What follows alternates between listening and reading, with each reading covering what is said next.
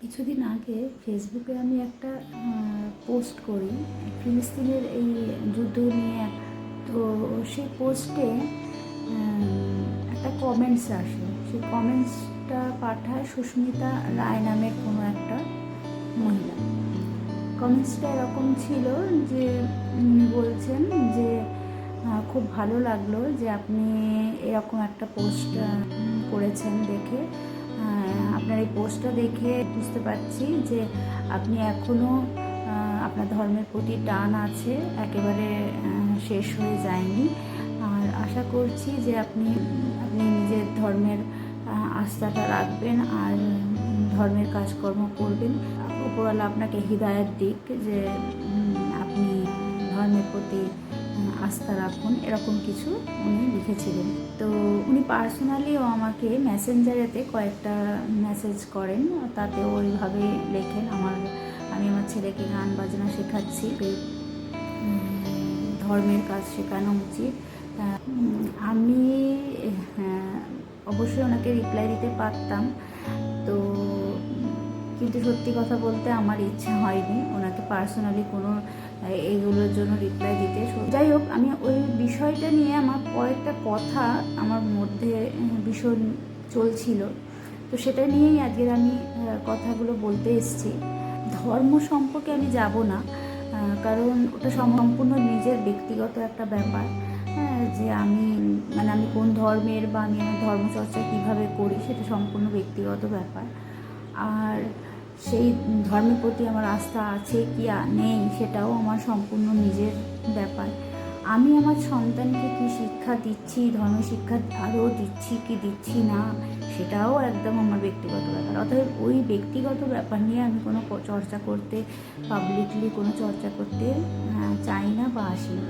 শুধু একটা বিষয়ে এটা বলতে এসেছি যে প্রত্যেক ধর্মে কিন্তু একটা কথাই বলেছে যে মানুষ হিসেবে সৎ হতে হবে, সৎ পথে চলতে হবে, মানুষের পাশে থাকতে হবে, নিজের ডিউটিগুলো, দায়িত্ব কর্তব্যগুলো ঠিকঠাক পালন করতে হবে। এই বেসিক কিছু জিনিস আছে যেগুলো কিন্তু প্রত্যেকটা ধর্মেই বলা আছে। আমি যদি বেসিক কাজগুলো ঠিকই রাখি, সব ধর্মের যে মূল কথা সেটা তো একই। তো আমি কোনো ফেক নাম দিয়ে, ছবি দিয়ে কোনো ভিডিও করিনি। আমি যা আমি তা, আমি সেটাই কিন্তু এখানে নিজের কিছু টুকটাক কথাবার্তা, লাইফের কিছু কিছু পার্ট হয়তো আমি পোস্ট করি। এটা হয়তো আমার একটা ভালো লাগার বিষয় বা এঙ্গেজমেন্ট বলা যেতে পারে। তো কিন্তু যিনি আমাকে এই ধরনের পোস্টটা করলে শুরু থেকে শেষ পর্যন্তই বোঝা যাচ্ছে যে ভুলে ভরা, মিথ্যে। কারণ ওনার নামটা দিয়ে আর ওনার কথা দিয়ে কোনো ম্যাচ হচ্ছে না। যেহেতু আমরা একটা নাম দিয়ে ওই যে কোন ধর্মের মানুষেরই, তো সেই অনুযায়ী তো উনি মুসলিম ধর্মের নন, কিন্তু ওনার কথাবার্তার ধরন দিয়ে বোঝাই যাচ্ছে যে উনি মুসলিম। ছবিটাও দেখে মনে হলো যে ওটা ওনার ছবি হতেই পারে না, কারণ যার মানসিকতা এরকম তার ছবি ওরকম ছবি তার হবে না। মানুষের কাছে নিজের প্রচারটাই যার মিথ্যে দিয়ে সে অন্যকে কী করে জ্ঞান দেয়, আমি এটাই বুঝতে পারছি না। এরকম অনেক মানুষ আছে, একটা ধর্মের পোস্ট দিলাম তাহলে আমি খুব ধার্মিক হয়ে গেলাম, বা আমি একটা বিধর্মী কোনো পোস্টকে দু চারটে গালিগালাজ করে দিলাম তাহলে আমি খুব ধার্মিক হয়ে গেলাম। আমার মনে হয় এই সংকীর্ণ এই মানসিকতাটাই সব থেকে বড় বিধর্মীর একটা চিহ্ন। কারণ ধর্ম অতটা ঠুনকো জিনিস নয় যেটা ওইভাবে একটা পোস্টের দ্বারা নিজের বিশ্বাসটা প্রকাশ পায়। আমি জাস্ট পোস্ট করেছিলাম যে কোনো অন্যায়ের বিরুদ্ধেই মানুষ, একজন সত্যিকারের মানুষ যে হবে, শারীরিক দিক দিয়ে ভাবলে আমরা সবাই মানুষ, কিন্তু সত্যিকারের মানুষ আর কজন আছে? মনুষ্যত্ব বোধ হচ্ছে সব থেকে ইম্পর্টেন্ট। সেই বোধটাই আজ খুঁজে পাওয়া যায় না কারো কাছে।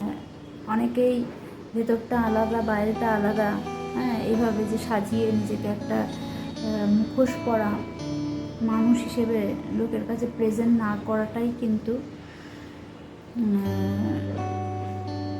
আসল ব্যাপার। তো ওনাকে এবং এই যদি আমার এই ভিডিওটা উনি দেখেন, উনি বা ওনার মতো মানুষজন যারা এইভাবে মানে ওত পেতে বসে আছে কাকে আঙুল করবে, মানে কার পেছনে লাগবে, কাকে জ্ঞান দেবেন আর কি, ওনারা একটা মিশন তৈরি করেছে জ্ঞান দেওয়ার। প্রথম জ্ঞানটা নিজের অর্জন করা উচিত, নিজেকে শিক্ষিত করা উচিত, তারপরে মনে হয় অন্যের কথা ভাবা বা অন্যকে জ্ঞান দেওয়া উচিত।